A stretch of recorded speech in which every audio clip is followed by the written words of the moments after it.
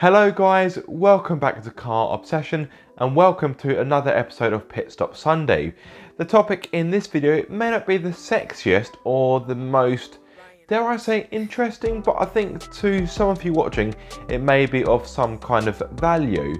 And I was kind of scratching my head thinking of topics again for another episode of Pit Stop Sunday, and I thought actually maybe some of you would be interested in my process for preparing for a video. Now, I don't mean a video like this, I mean an actual video where I'm out in the field, so to speak, filming a car. There are different processes depending on the type of video I'm filming. If it's a video I'm filming for one of my own cars, it's normally a bit more casual and not quite as much preparation has to go into it because I kind of know the car inside out. Whereas if it's a car I'm actually reviewing, for example, this week I've got the brand new Renault Clio.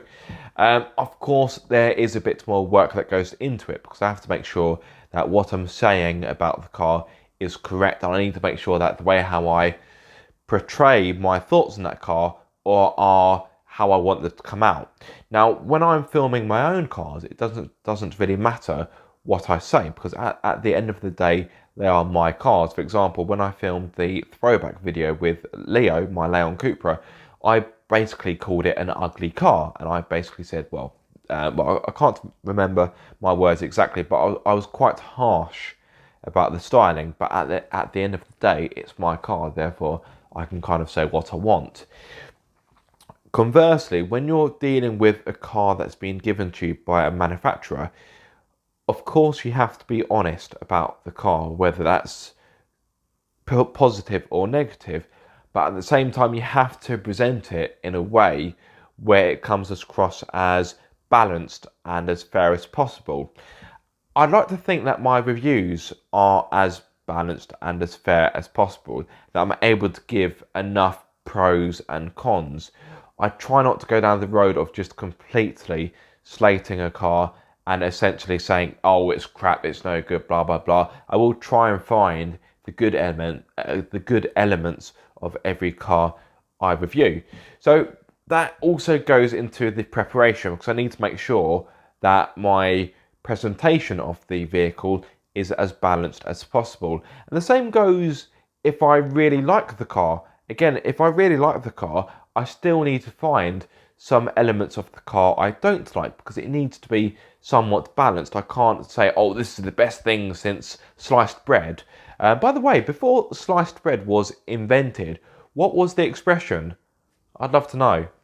Just a random thought that popped into my head. Before sliced bread was around, what would people say? This is the best thing since the wheel. I don't know. Anyway, I digress. But yes, there have been times where I've really liked a car and I genuinely can't find anything wrong with it, but I kind of have to try a bit harder to find some cons to it, because if I say the car's fantastic and there's nothing wrong with it whatsoever, then that can come across as biased. And I have been accused of that in the past, albeit very, very rarely, but it has happened. I once got accused of being paid by Ford. Which is quite funny and completely untrue. For the record, I've never been paid by any manufacturer to review a car. And if I was approached for that kind of thing, I don't know. I really don't know how I would take it. But anyway, I'm going off topic. So I need to make sure that what I'm saying is going to be balanced. That's my point here. For those of you wondering, yes, I do script my videos. Obviously, videos like this are not scripted, as you can probably tell by the amount of times I digress and just go off on a random tangent. And of course, my walk around videos, those aren't scripted. So those are very much off the cuff, and for the most part, they are pretty much one take.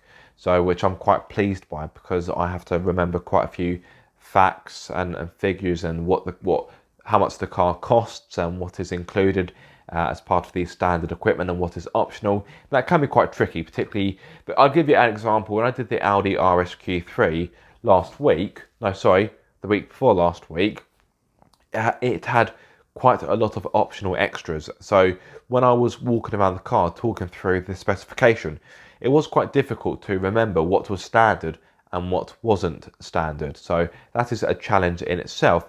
But when I'm reviewing a car, I do write a script. Now, some of you may frown on that and think, yeah, well, why does he script everything? And I don't follow the script word for word. The reason why I do script it is because it gives me a good template, a good platform in which to work with, and it gives me a good structure. Now, as you know from watching these kind of videos, I can waffle on a lot, and even when I do script my videos, I can still waffle on a lot.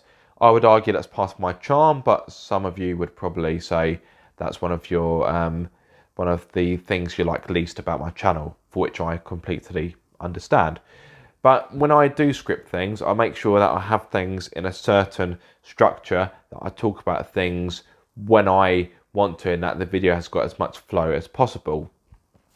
I did go through a phase where I wouldn't script my videos because I thought actually it would be better if it's off the cuff and I ad-lib a bit and it's more organic. And sometimes that worked really well because I could get into a car and just talk about it and just everything would just click into place. But for the most part, that wouldn't work purely because there was no structure there. Therefore, it was very sporadic and a bit all over the place. And for me, for those of you that don't know, I suffer with anxiety. So some days I can film and I can pretty much do every line without any kind of mistakes or any kind of stutters or any mistakes or stammers. Other days, it can take me 5 attempts to say one sentence. And when I'm having one of those bad days where I'm struggling just to get a sentence out, to have that on top of having no script, where I'm having to think on my feet about what I want to say about the car, that can be quite stressful. So that's why I do script things, purely just to give me a kind of template. And it also helps to plan my day. Normally when I go out filming, on an average, I'd say I probably spend about 8 hours filming. That may sound like a long time, but normally when I do film, I film everything all in one day. So for example, this Sunday when I'm filming the Clio, I'm filming I may film a point of view, I'm not too sure, because I don't know how many of you would be interested in seeing a point of view video with a Renault Clio. So potentially a point of view. I've got my walk around. Of course, I'll be filming the main review itself, and I'll also be filming a Ask Aaron video because I've received more questions than I was expecting for the Clio. Therefore, I think those questions deserve their own video, like I did with the Suzuki Swift Sport Hybrid. So you're looking at potentially 4 videos there, and so when you break it down and think, oh, actually, 8 hours to film nigh on 4 videos, that is actually not too bad. But I do spend a lot of time filming, and that's, again, I do normally do all of my filming in one day. Yes, I could probably split it across the weekend. For those of you that don't know, I work a full-time job. Therefore, my only time to film is at the weekend, or possibly some evenings in summer where the days are longer. But because I work such a fast-paced and quite taxing job, both mentally and kind of physically, I don't always have that energy, that motivation to go out and film in the evening. Whereas in the job I used to have, which I could pretty much do in my sleep because I've been there for so long, I was quite willing to film something after I finished work. But yeah, I could film half on Saturday and half on Sunday, but there's kind of 2 problems with that. That means I'm spending both days filming as opposed to having one dedicated day and having a day kind of to myself. And the other problem with that is, now this may sound really picky, but continuity. If one day it's raining and the next day it's sunny, when I go to put the video together or videos together, obviously there's going to be a change in weather.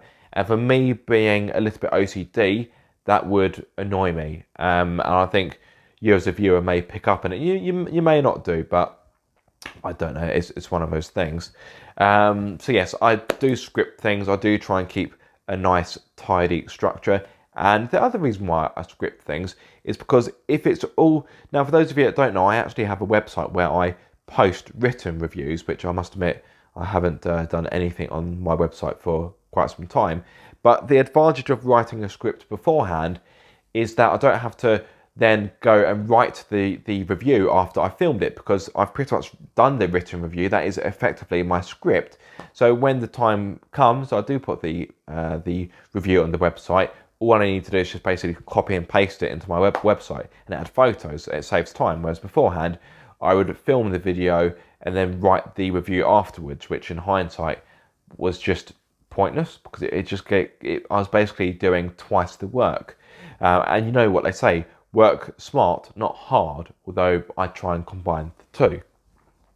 So I write the script. Of course, one really key part of preparation is making sure your batteries are charged.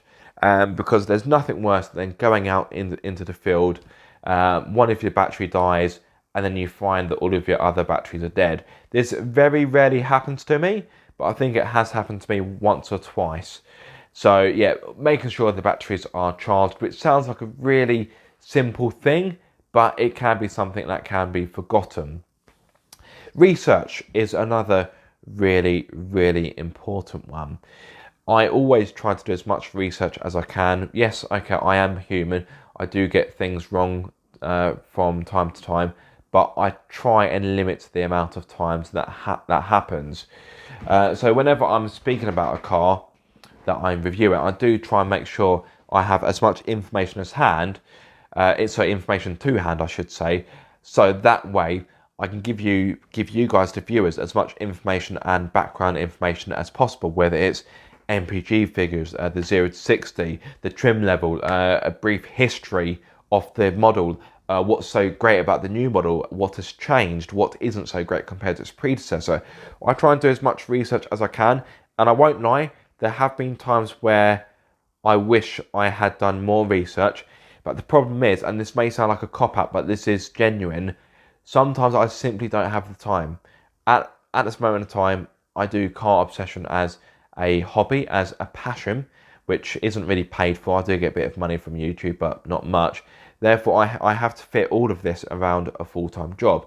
A full-time job which is very demanding, and I do work quite long hours. So I work roughly about, well, I would say about 50 hours a week. That's probably overestimating a little bit, but I do work long days. Therefore, at the end of my day, when I come home, I'm normally just a drooling mess that wants to sit on my sofa and just vegetate.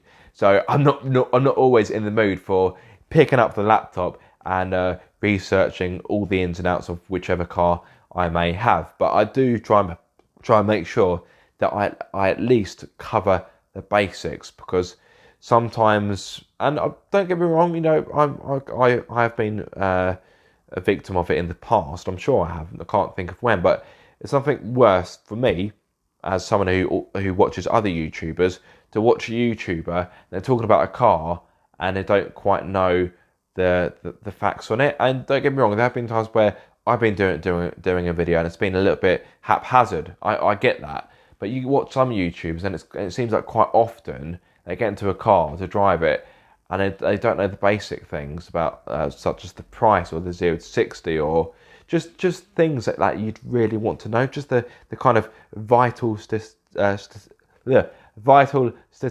as it were. But yeah, I don't want to spend too long on this video, because I know that a lot of you probably aren't interested in this. But I thought of the topic, and I just thought to myself, maybe this is something that you guys would be interested in. So yeah, to kind of summarize where I'm at now. So yeah, make sure everything's charged. That's really key. This may sound really, really kind of, not petty, but really kind of silly, but checking the weather. Because the majority of my filming equipment is not waterproof, and trying to film in rainy conditions can be an absolute pain. Now, touch wood, well, chipboard and veneer, touch wood, it's not very often that I've had to film in poor conditions. There have been a few times, but thankfully, I normally get away with it. I think the last time I can think of that springs to mind when I filmed a car in really crappy conditions was, actually I can think of 3, all of which are relatively recent. So when I had the Ford Ranger Raptor, the weather conditions weren't great in that day, and I had a nightmare filming the walk around, because every time I got into the car, the camera lens kept steaming up, and every time I wiped it, it would just steam up again. So that wasn't much fun. When I had the Kia e-Niro, again, the weather then was poor. And of course, when I had the Fiat 500, that was during Storm Dennis. And that was an interesting one because I had to adapt very quickly to the conditions, and I won't spend too long talking about that. But in the end, that review had to be a point of view review. I couldn't film it like I would normally because the weather conditions were so adverse that it made filming almost impossible. And if I wasn't in a position where I had to film things, then I simply wouldn't have filmed it. But because the pretty much the majority of my traffic is through YouTube and not through my website, which, to be honest, my website is pretty dormant in regard to footfall, I have to make sure that every car I get to review is filmed. Even if it's a really basic video, I have to get some kind of video content with it. Because if I just write about it, then frankly, it won't get any kind of attention. So yeah, so check the weather, that's really key. Make sure things are charged, script things, and just plan the day out. Now at this point, I really want to say a big thank you to fellow YouTuber Dreams to Drive, aka Chris. He's been a massive help to me recently, and I really want to stress that because I think it's quite easy for his work to go unnoticed. So he has helped me recently with drone shots, with passing shots, and just a few bits here and there. And Chris, if you're watching, I want to say a massive thank you. And I feel really bad that I can't pay him for his time because I simply haven't got that money. But for him, I think he just enjoys doing it because, like me, he is a passionate petrol head. He's quite into his videography as well and his photography. So for him, it's just a chance to do his passion and hobby a bit more. And I think he just enjoys helping me out. But still, the fact remains that I just wish I could pay him. I'd buy him a crate of beer each month, but it's not quite the same as having cold, hard cash in your hand, is it? But yeah, he's helped me. So it's handy having that help because I normally film everything by myself, and although Chris doesn't do everything, he does film. He does help me with some of the more cinematic parts of the reviews, and that can only be a good thing. So yeah, check the weather, make sure everything's charged, script, and just structure the day. So what I normally do with Chris, he'll help me out for the first 3 hours of the day. He'll then go home and enjoy the rest of his Sunday. Then I go and film my other bits for my various videos. So I've been speaking for about 19 minutes now, which is quite a long time. So I don't want to drag this out any longer.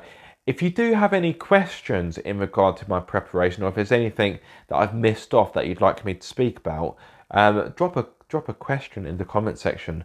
I will answer you as quickly as I possibly can. Just whilst it's entered my mind, I just saw my image on camera wearing my very nice Car Obsession t-shirt. Don't forget, guys, I now have a full range of merchandise, so please support the channel, and you can also get some pretty fly t-shirts in the process. If you want to know where my range is, I will put the link in the video description below, but you'll need to head to controlandshift.com. That's where you can find the range. So please help a brother out. I don't earn a lot of money from it. This is really more to give back to you guys, to give the chance to be involved in the channel and to support it.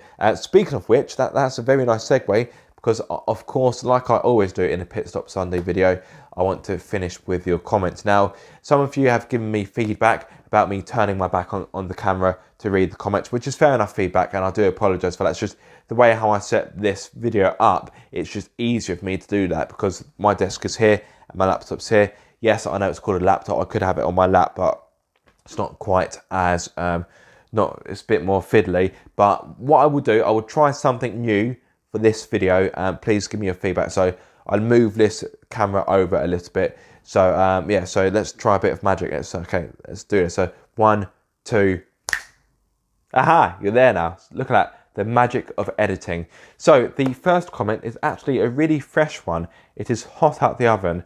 It's been left by a YouTube watcher by the name of Paul Edmonds. He has commented on the video where I put the Audi S4 against the BMW 335D Touring, owned by a good friend of the channel and fellow YouTuber Pocket Rockets. He has put, what a great couple of educated, knowledgeable and articulate guys.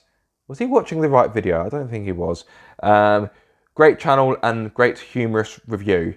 Now, at first, I thought that was sarcasm. I don't know. I think it's ways put educated, knowledgeable, and articulate. Of course, goes without saying for me. But for Chris, that little scallywag, no, I don't quite think so. I love you really, Chris.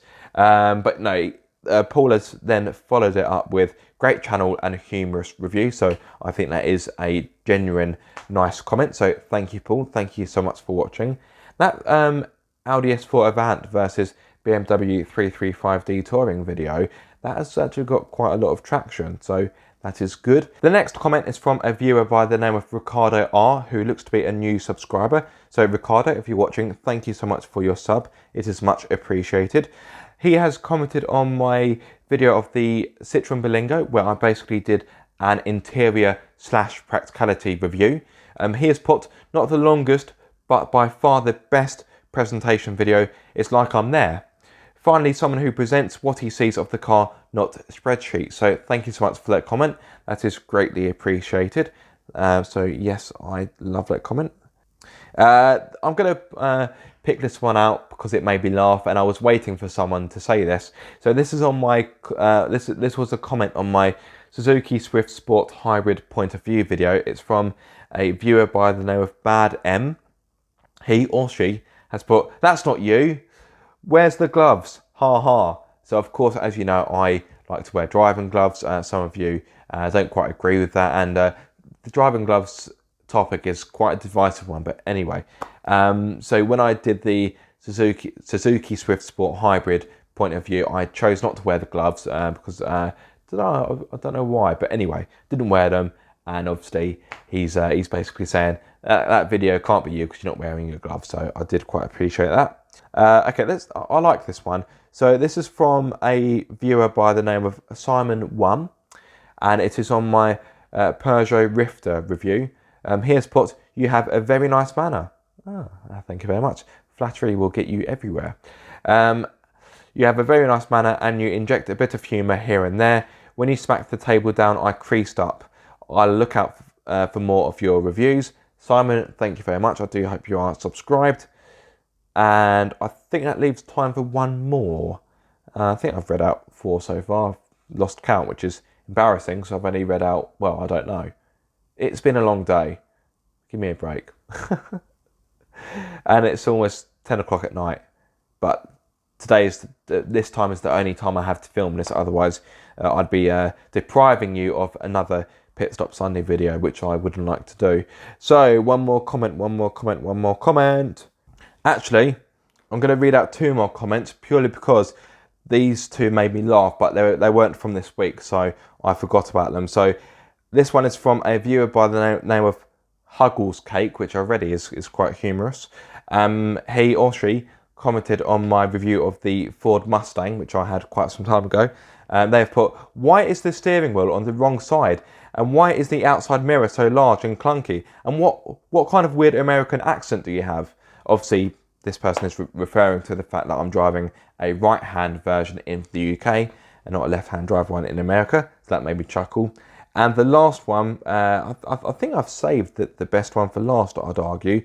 This is from a viewer by the name of Seasoned Toka. Toke as in joints. Oh no. Kids, just say no. And this is on my review of the Citroen Mahari. That was an experience, I'll tell you that for nothing. And bearing in mind the Mahari, it was kind of based on a camel.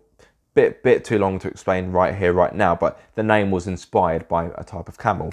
And this person has put, I bet the camel it was based on was faster than this car, and it probably was, because the Citroen Mahari is as slow as it is noisy. And I'll give you a hint, it is very noisy. But it was good fun. It was the kind of car that, well, I don't think I've ever driven anything like it, so I was glad to have the experience. So I think that pretty much wraps up this video. Thank you so much for watching. I do hope you enjoyed it or found it interesting. I do hope I haven't bored you to death. If I have, then sorry. By the way, if there's any topics you want me to speak about for Pit Stop Sunday, please do get in touch, because as you can tell, there are sometimes where I struggle for inspiration to speak about a topic, so I want to make sure it's something that's going to be worthwhile.